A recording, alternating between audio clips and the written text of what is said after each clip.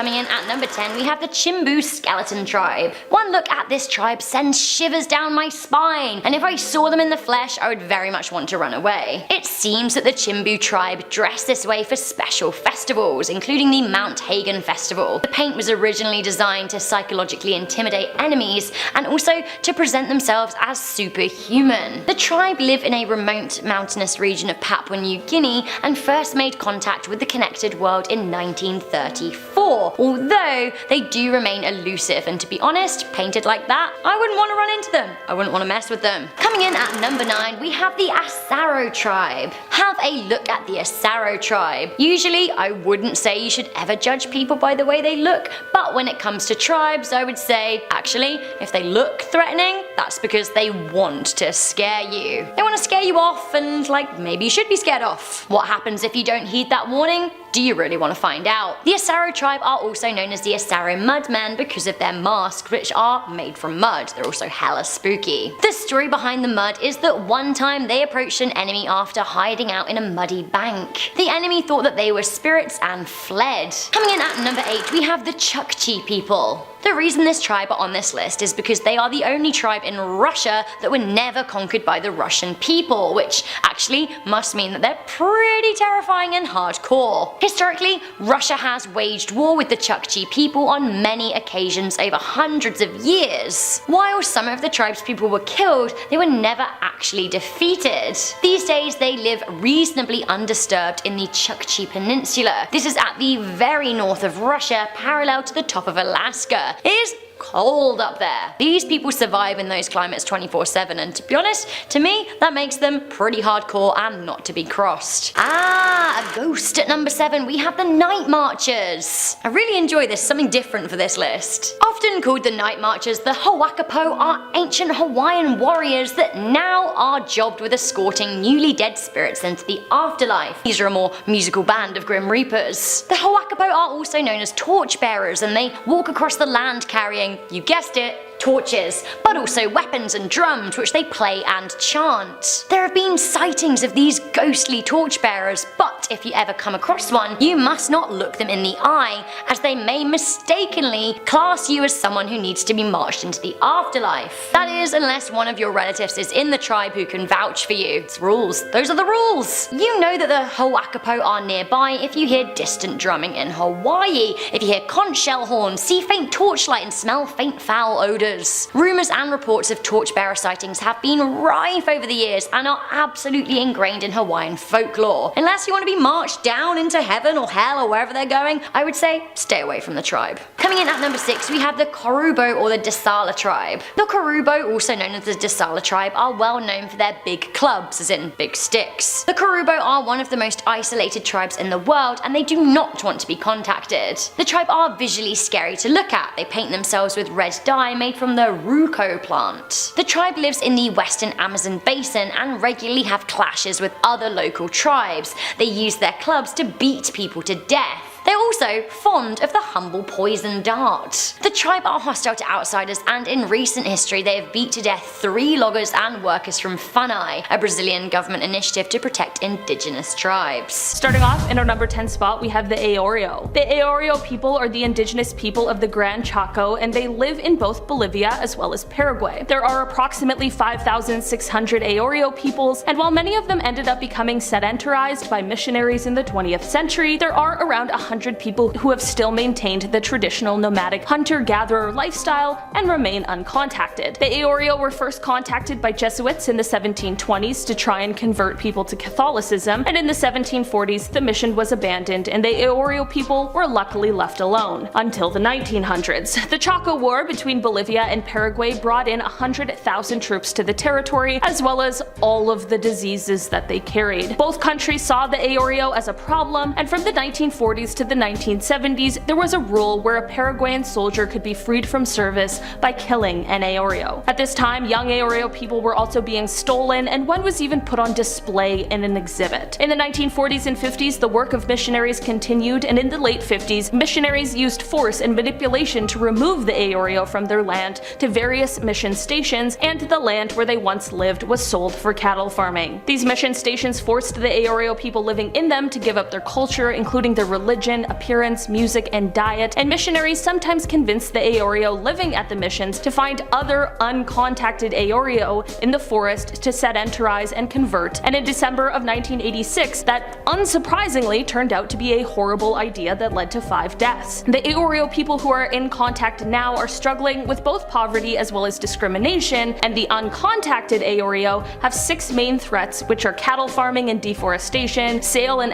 allocation of their territory, searches for oil, missionaries seeking contact, illegal collection of territory resources, and violation of territory by various groups. I could dive into each one of these points and discuss why they are such a threat to these people, but I'll leave that for your homework because we've got to keep this list moving right along. In our number 9 spot today, we have the Tagaeri. Before I dive into this one, guys, please don't forget to hit that thumbs up button. The Tagaeri are an eastern Huaorani people living in the Ecuadorian Amazon basin. The group was once a part of the Huaorani families, but they separated off in 1968 after refusing missionary settlement, and since then have lived in isolation. Their name comes from one of their members' tag. There haven't been many interactions since then with other Huaorani, but the interactions that have happened are often met with violence. It is estimated that there are around 20 to 30 surviving Tagaeri, and they are one of the 2 remaining indigenous groups living in voluntary isolation in Ecuador. These people are semi-nomadic and live off hunting and gathering as well as a few crops. Since 2007, there has been a national policy to try and help protect them that includes untouchability, self-determination, equality, and no contact. In our number 8 spot today, we have the Yanomami. The Yanomami people have been living in the rainforest stretching from southern Venezuela to northern Brazil for thousands and thousands of years. They are much larger than many of the other tribes that we've talked about, with around 35,000 people. There are Yanomami people who are in minimal contact, although they still maintain their traditions and way of life. They live in communal houses that can hold up to 400 people, and they strongly believe in equality with no chiefs or leaders, but instead teachers and shamans. Because of the contact they have had, however, there have been outbreaks of diseases such as malaria, tuberculosis, and influenza. These are fatal to their communities as they of course have no immunity built up. Some of these outbreaks first occurred in the 1970s, and the tribe is still struggling to contain them. In 7 years, more than 20% of the tribe passed away from this, combined with the conflict over the land that they live on. In our number 7 spot today, we have the Awa. The Awa are a group of people living in the eastern Amazon rainforest. There are around 350 living members, but not all of them remain uncontacted. Out of the 350, it is believed that around 100 members continue to try and remain uncontacted, although it unfortunately hasn't been as easy as it should be for them. The Awa were once settled people, but they began to live a more nomadic lifestyle around the 1800s in order to try and escape incursions by the Europeans. They were further threatened by settlers who cleared out most of the forests on their land. In 1982, the Brazilian government received a loan of $900 million from the World Bank and the European Union, but under a condition that the lands of certain indigenous peoples, including the Awa, would be protected. This should have been the key to helping protect these peoples, considering their lives were continually being threatened. There were many cases of tribes people being killed by settlers, and the forest on which they depended was being destroyed by logging and land clearance for farming. Unfortunately, it took the government over 20 years to actually act on this condition, and finally, in March of 2003, the Awa's land was finally distinguished. And to make matters a little worse for these people, there are always people who won't respect their land, no matter what laws are in place. In our number 6 spot today, we have the Taromenane. Remember a couple of points ago how the Tagaeri, how I mentioned that they were one of the last 2 uncontacted tribes in Ecuador? Well, this is the last one. These people live on the Yasuni National Park in the Ecuadorian Amazon basin, and this tribe also has some distinct relations to the Huaorani people. There is estimated to be around 150 to 30 people in this tribe who maintain their nomadic lifestyle in the rainforest. While, like everyone else on this list, 2 of their main threats are oil development and illegal loggers, these guys have another, more unexpected threat, and that is the Huaorani. In 2013, more than 20 of this tribe were killed by other Huaorani, which left 2 child survivors who were taken as hostages. Apparently, the people who took part in this terrible tragedy bragged about it on national television at first, calling themselves braves for attacking and taking the lives of unarmed people with rifles, pistols, and long spears, and even went as far as selling photos of it to the highest bidder. There is so much to cover in regards to this one incident that I unfortunately just don't have time for, but the whole situation is extremely tragic and just downright horrible. Much of of these disputes stem from the land that they share because of the fact that this tribe has been pushed deeper into the forest from the Huaorani, allowing oil companies to drill on the land. It is of course a very complicated issue that has so much more to it. In our number 5 spot today we have the Taromenane. The Taromenane are a group of people who are indigenous to Bolivia, and they live near the upper Madidi River, which is a part of the Amazon basin, and the Heath River in the northwestern area of Bolivia. There hasn't been any notable contact with this tribe aside from other indigenous tribes, but this tribe was talked about a lot when a Norwegian biologist searched specifically for the tribe for many years before he mysteriously disappeared in the region of the Madidi Park in 1997. This tribe has remained quite isolated, and the most recent known sighting in the 21st century was when the Aorona people of Bolivia informed an anthropologist named Michael Brohan that they had contacted a group that was in voluntary isolation on the eastern bank of the Manarini River. It wasn't confirmed that this was the Taromenane tribe, but it is believed that that's who they saw. Thankfully, in 2006, Bolivia's administrative resolution created an exclusive, reserved, and untouchable portion of the Madidi National Park in order to protect the Taromenane and their desires to be uncontacted. In our number 4 spot today we have the Kawahiva. The Kawahiva are an extremely small group of only about 50 people who remain extremely uncontacted. Because of this, there is very little information available about them. They are located within the Amazon regions of Brazil, so like many of the other tribes that live in the area, they are threatened by illegal logging, oil companies, and destruction of their land. It is believed that they practice a religion that is based on other living creatures and things around them, such as plants and animals, but the specifics of this remain very much a mystery. They are a nomadic group of hunter-gatherers, and it is unclear if they partake in any kinds of agriculture or horticulture. While it would be of course super interesting and great to know more about this tribe and the people, it is kind of refreshing to hear about a tribe we know so little about because they mostly have just been left alone. Of course, that doesn't mean the outside world has been great to them, but just maybe less worse. In our number 3 spot today we have the Sapanawa. The Sapanawa are a group living in the uncontacted frontier, which is the area of land that straddles the borders of Peru, Bolivia, and Brazil, and is the home to more uncontacted tribes than anywhere else on Earth. A group of Sapanawa people recently made contact in 2014 because of the fact that their homes were attacked and burnt to the ground by outsiders. So many of their people passed away in this brutal attack that they were unable to bury them all. This all stems from the lack of punishment that has been given to illegal loggers and drug smugglers in the region, as well as all the missionaries in the area who are careless when it comes to spreading the diseases that we may have built up an immunity to, but the same cannot be said for these uncontacted tribes. In our number 2 spot today we have the Moxitetu. These people are one of the last remaining uncontacted tribes that are a part of the Yanomami people. They have all the similar traditions and values, and the Yanomami people who are in contact have reported seeing them before. They also explained that they are living in the area of the forest with the highest concentration of illegal miners, which poses many threats to their way of life. Not only are these miners bringing the potentially fatal diseases that we've discussed, but there of course will also be major and deadly conflict if the tribe comes in contact with the miners. The mining not only harms the land they live on, but the miners use high-powered hoses and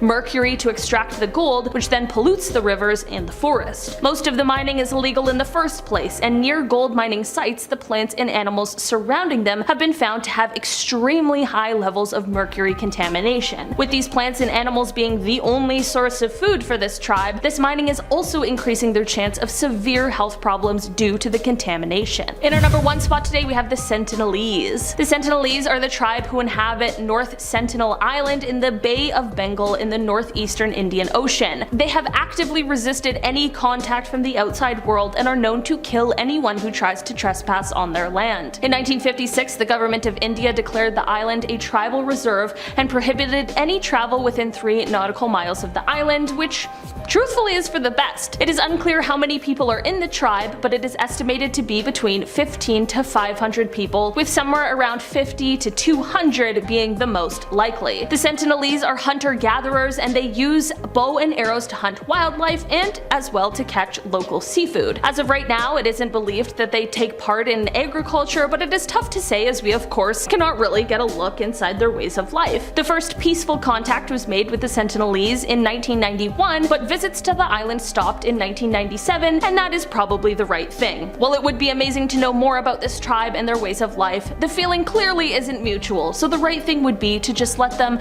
live their lives the way they want. In our number 9 spot today we have the Kawahiva. The Kawahiva peoples used to be referred to as the Rio Pardo Indians, and they are an uncontacted tribe that resides in Mato Grosso, Brazil. This group is definitely nomadic people, and so most of what we know about them comes from the things they leave behind when moving to a new place, such as arrows, baskets, hammocks, and their communal houses. It is unclear exactly when the Kawahiva people became a tribe, as our knowledge of their modern existence began in 1999, but it is believed that this group goes as far back as the 1700s. As I mentioned before, they live in communal houses and they use a primitive form of a spinning wheel in order to make string, and they use tree bark to make nets. It is very rare for a non-indigenous group to have a sighting of the Kawahiva, and neighboring tribes refer to them as either tiny people or redheads. It is believed that loggers in the area have intentionally tried to keep the Kawahiva on the run, and it is speculated by the human rights group Survival International that the women of the tribe have stopped giving birth. It is unclear exactly how many Kawahiva people there are left, but it is estimated to be around 4 separate Kawahiva bands,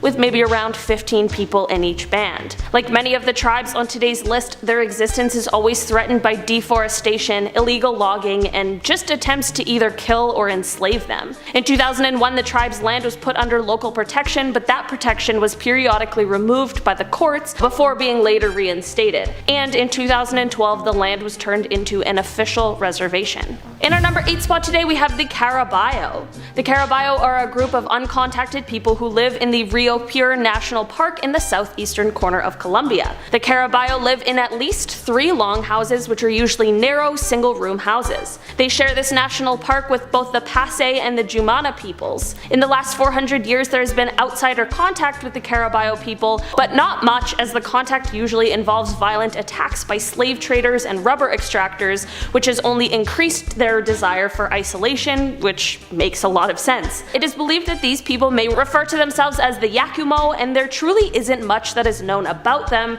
which honestly is probably a good thing. In December of 2001, the president, Juan Manuel Santos, signed legal decree number 4633, which was designed to guarantee uncontacted peoples rights to their voluntary isolation, their traditional territories, and even reparations if they face violence from outsiders, which really is such a great thing. While this decree alone of course isn't going to stop some people from illegal contact, it is nice to see that steps are being made to protect these people. In our number 7 spot today we have the Nomole, or the Nomole. I'm not exactly sure how to pronounce this one. The Nomole people are an indigenous tribe of nomadic hunter-gatherers who inhabit the remote regions of a national park in Peru, which is part of the Amazon rainforest. They are more commonly referred to as the Mashco Piro peoples, but that name was first used in 1687 to refer to those who are native to Peru, but it's actually considered a derogatory term considering the word Mashco means savages. In 1998, there was estimated to be around 100 to 250 members of this tribe,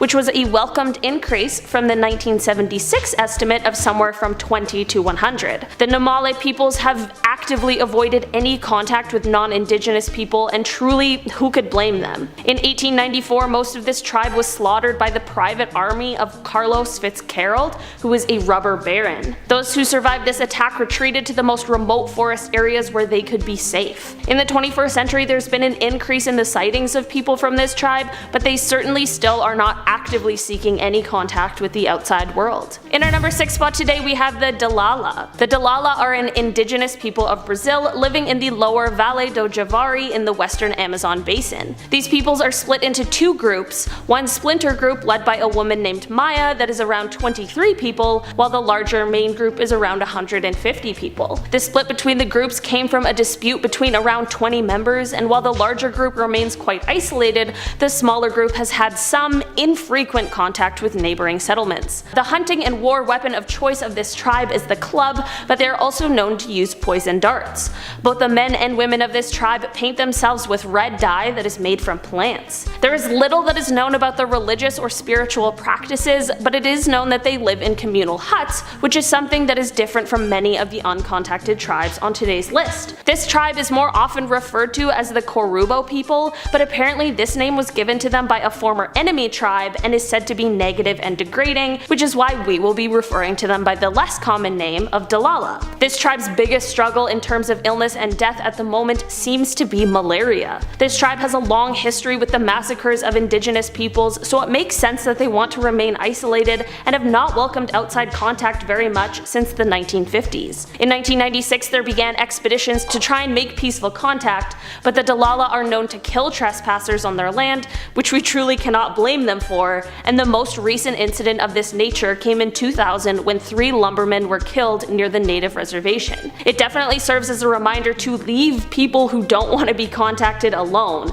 If they want our influence, they know where to find us. In our number 3 spot today we have the Taromenane. Remember in the last point about the Tagaeri how I mentioned that they were one of the last 2 uncontacted tribes in Ecuador? Well, this is the other one. These people live in the Yasuni National Park in the Ecuadorian Amazon basin, and this tribe also has some distant relations to the Huayurani people. There's estimated to be around 150 to 300 people in this tribe who maintain their nomadic lifestyle in the rainforest. While, like everyone else on their list, 2 of their main threats are oil developments and illegal loggers, the Taromenane have another, more unexpected threat, and that is the Huayurani. In 2013, more than 20 of these people were killed by the Huayurani, which left 2 child survivors who were taken as hostages. Apparently the people who took part in this terrible tragedy bragged about it on national television at first, calling themselves brave for attacking and taking the lives of unarmed people with rifles, pistols, and long spears, and even went as far as selling photos of it to the highest bidder. There's so much to cover in regards to this one incident that I unfortunately don't have time for,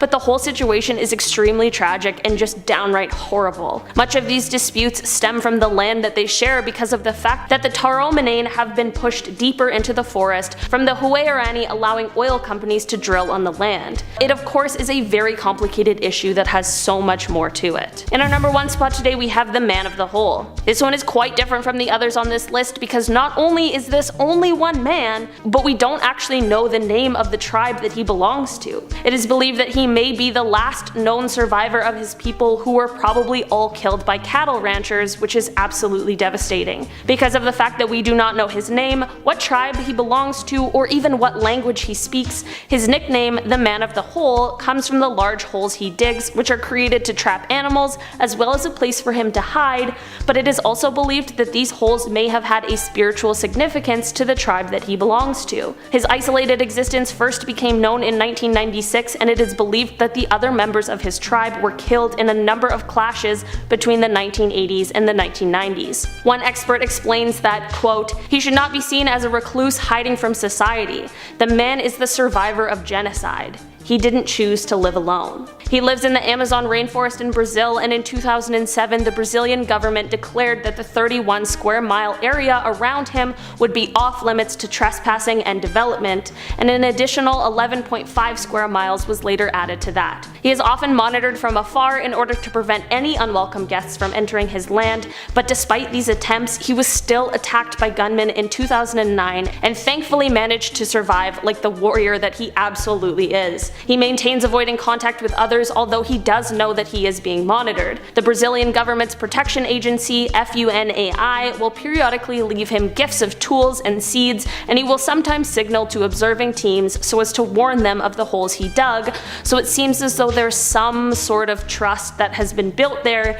which really is a nice thing to hear. In 2018, the FUNAI released a video of him with the intention of raising global awareness of the threats that face the uncontacted peoples in Brazil, and he appeared as though he may be somewhere in his 50s but seemed in very good health.